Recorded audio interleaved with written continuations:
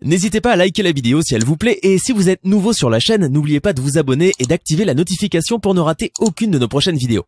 Nous disons qu'il n'y aura pas d'élection. S'il y a élection, c'est que nous on est dans l'élection. C'est parce que vous voyez, c'est différent. Je comprends pas très bien. Voilà. Ça dit s'il y a une élection en Côte d'Ivoire, c'est parce que nous on est candidats. Donc il ne peut pas avoir d'élection en Côte d'Ivoire. Voilà, dites, écrivez, écrivez que Guillaume Soro dit qu'il n'y aura pas d'élection en Côte d'Ivoire. Yes. La candidature de Bédié, est-ce que je soutiens la candidature de Bédié, c'est ça? Est-ce que vous allez appeler à voter Bédié? Est-ce que je vais appeler à voter Bédié? Je vous dis que l'élection n'aura pas lieu. Moi, j'ai pu parler à M. Laurent Gbagbo. Je pense que c'est un pas important, un pas intéressant. Nous nous sommes parlé, je lui ai présenté mes excuses que j'avais déjà fait publiquement, je lui ai demandé pardon. Pour les manquements de l'époque, je suis satisfait qu'il ait entendu mes propos de la façon la plus sincère. Si on permet à M. Ouattara de violer la constitution ivoirienne, alors que la constitution dit qu'il n'a droit qu'à 2 mandats, demain, qu'est-ce qu'on pourra dire aux autres chefs d'État qui vont s'inventer des républiques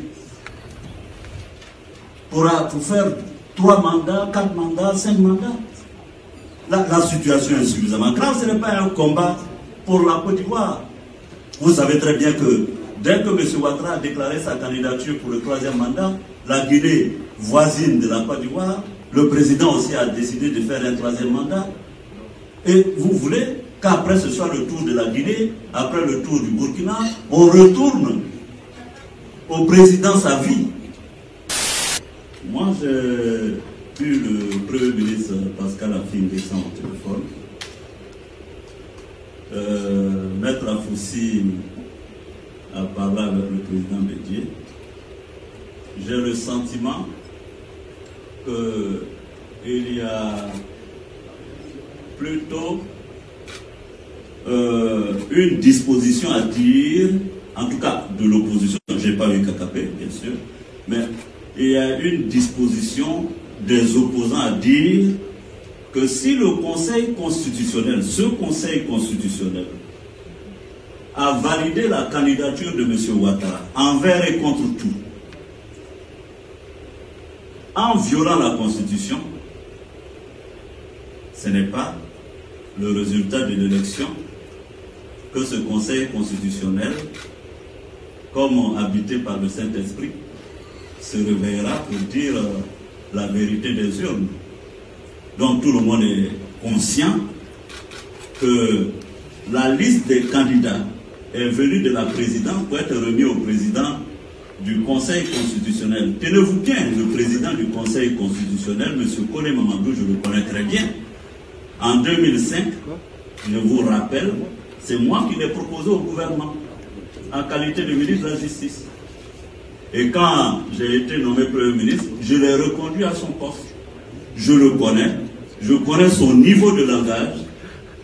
Et sans être juriste, ce que j'ai entendu la dernière fois est d'un niveau basique. Je peux vous dire qu'en l'écoutant, je me suis dit, le pauvre, c'est pas lui qui a écrit ça, c'est pas possible. On nous a habitués à des choses magnifiques. Et quand je le voyais suer à grosses gouttes, je me suis dit, le supplice va être bien difficile. Donc, alors si il n'est même pas capable de dire que M. Ouattara, alors que toute la communauté internationale, depuis les États-Unis jusqu'en Afrique, dit que M. Ouattara n'a pas droit à un 3e mandat, ce n'est pas à l'élection du 31 octobre que M. Kone Mamadou sera habité par un courage extraordinaire pour dire que Ouattara n'a pas gagné l'élection. Sachez que Ouattara a déjà fixé le score de chaque candidat. Et il a choisi les candidats à dessein. Il s'est donné lui-même un score, il a donné déjà à KKB son score, et voilà. En c'était 2005 effectivement à Pretoria. Monsieur Ouattara ayant été exclu, faisant l'objet d'un arrêt du Conseil constitutionnel depuis 2000, au temps de Tiakoné, qui donc faisait que M. Ouattara ne pouvait pas être candidat en Côte d'Ivoire, puisque sa nationalité était contestée, c'est bien ça. Et il avait essayé d'être candidat à l'élection présidentielle, il a été rejeté. Il a essayé d'être candidat à l'élection législative, il a été encore rejeté pour la même question de nationalité. Quand nous avons fait l'accord politique de Lina Markoussi, là-dedans, l'accord de Lina Markoussi d'abord avait demandé que tous les signataires, c'est-à-dire ceux qui avaient signé l'accord, puissent participer à l'élection présidentielle pour préserver l'intégrité du territoire et ramener la paix en Côte d'Ivoire. Alors, c'est se fondant sur cet accord qui était devenu une résolution des Nations Unies, puisque l'accord de Lina Markoussi a été adoubé par le Conseil de sécurité des Nations Unies. J'étais à Pretoria, comme vous pouvez l'imaginer, et j'ai participé activement. Le président Gbagbo est encore vivant, le président Bédi est vivant, le président Mbeki est vivant, on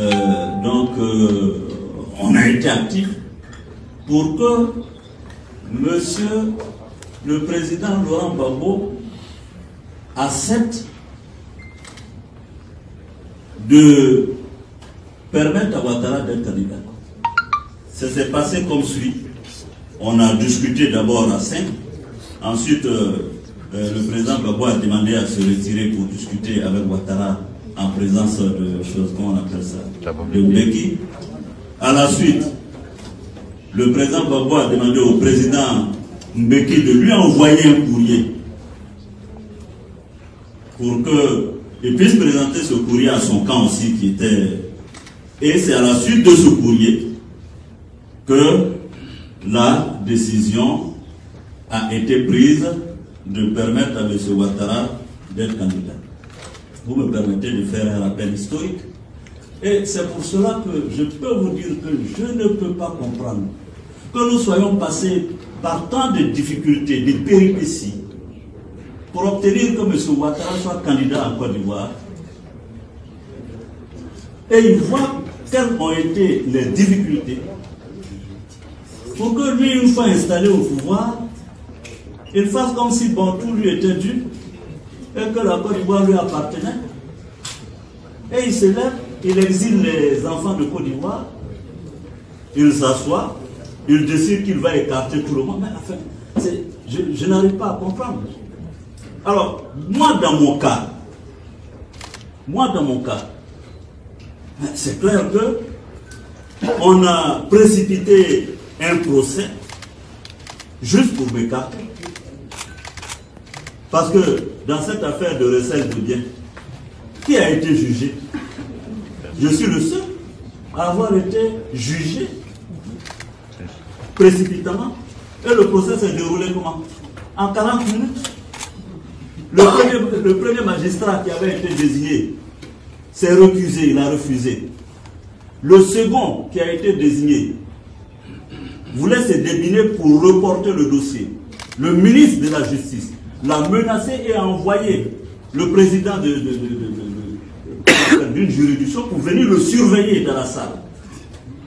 Ce que je vous dis, ce sont des choses qui nous ont été rapportées.